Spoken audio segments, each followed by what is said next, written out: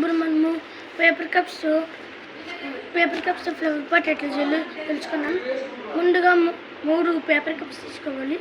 3 paper cups తీసుకున్నాక 2 ఉంటాయి కదండి, అవన్నీ కట్ చేసి ఒకదాన్ని ఒకటి అతికించాలి ఇట్లా.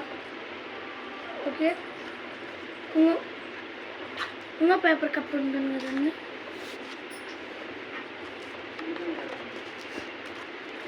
అది ఇది ఇట్లా అతికియాల.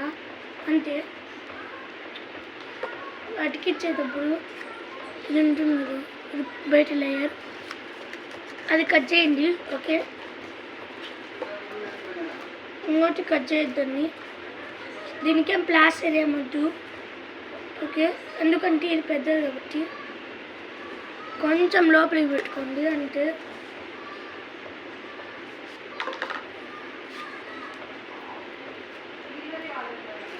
కొంచెం మీకు పెద్దది కావాలంటే పెద్దది తీసుకోవచ్చు, చిన్న ఫ్లవర్ పాట్ కావాలంటే చిన్నవి 3 పేపర్ కప్స్ తీసుకొని చాలు. అంతే, ఫ్లవర్ పాట్ రెడీ అయినట్టే. ఇంకా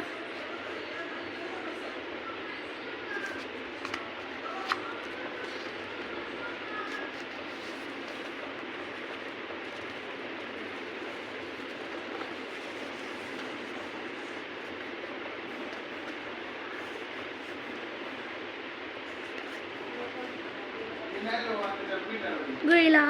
ఓకేనా, అంతే. పేపర్ కప్స్తో మన ఫ్లవర్ పాట్ అయిపోయింది.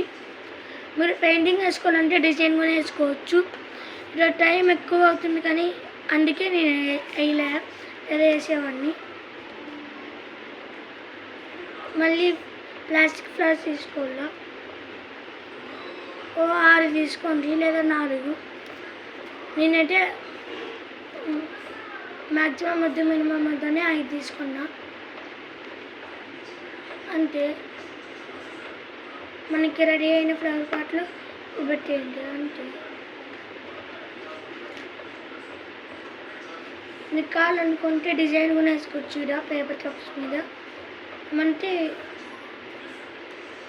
ఇలా కావాలంటే దీని మీద పెయింటింగ్స్ లేదా పేపర్స్ అతికియచ్చు. Okay, bye. ఇలాంటి మరిన్ని వీడియోస్ చేయాలంటే please like and subscribe. Bye.